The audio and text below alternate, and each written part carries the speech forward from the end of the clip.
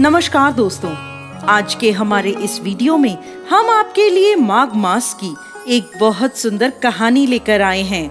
एक समय किसी नगर में हेमकुंडल नाम का एक धनी वैश्य रहता था। वो कुबेर के समान धन वैभव वाला था। वो बहुत पूजा पाठ, दान आदि करने वाला व्यक्ति था। गाय का पालन करता था और मंदिर, कुएं आदि का निर्माण उसने करवाया था। उसके 2 पुत्र थे जिनका नाम कुंडल और विकुंडल था। जब वह दोनों युवा अवस्था में आए तब हेमकुंडल गृहस्थी का कार्य उन्हें सौंपकर वन को चला गया।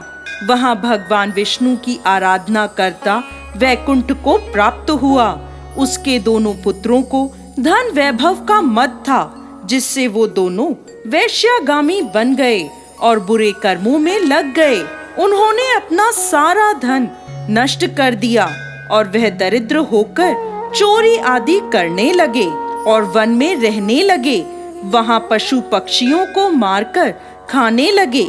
एक समय देवयोग से कुंडल पर्वत पर चला गया, जहां उसे सिंह ने मार दिया और विकुंडल को सर्प डस गया। इस प्रकार उन दोनों की मृत्यु हो गई।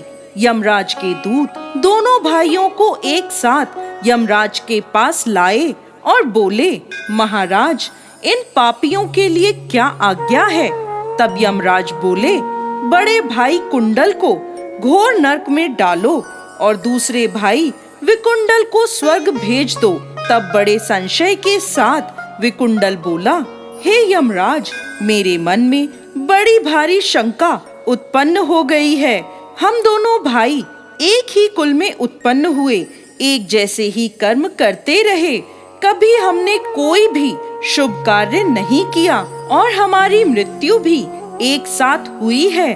फिर एक को नरक और एक को स्वर्ग किस कारण प्राप्त हुआ है?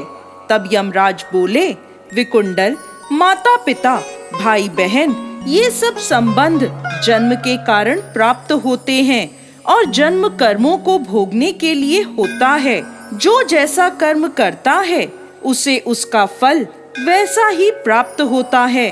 तुम्हारा भाई अपने पाप कर्मों से नरक को गया है, तुम अपने पुण्य कर्मों से स्वर्ग जा रहे हो। तब विकुंडल ने आश्चर्य से पूछा, मैंने तो कोई भी पुण्य नहीं किया, सदैव पाप कर्म करता रहा। मैंने कौन सा पुण्य कर्म किया है? तब यमराज बोले, सुनो, सुमित्र नाम का ब्राह्मण जंगल में तुम्हारा मित्र था, जिसका आश्रम यमुना नदी के दक्षिण दिशा में था और उसके साथ तुमने 2 बार माघ मास में श्री यमुना जी में स्नान किया था। पहली बार स्नान करने से तुम्हारे सब पाप नष्ट हो गए और दूसरी बार स्नान करने से तुम्हें स्वर्ग प्राप्त हुआ। हे विकुंडल, तुमने 2 बार माघ मास में स्नान किया है।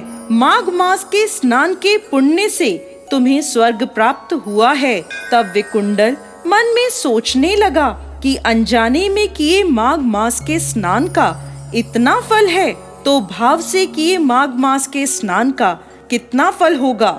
तो दोस्तों, ये थी माघ मास के स्नान के पुण्य फल की कथा। आपको हमारी ये कहानी कैसी लगी, हमें कमेंट बॉक्स में लिखकर जरूर भेजिएगा। साथ ही साथ आपके अपने इस चैनल को सब्सक्राइब जरूर करें। जय श्री हरि विष्णु।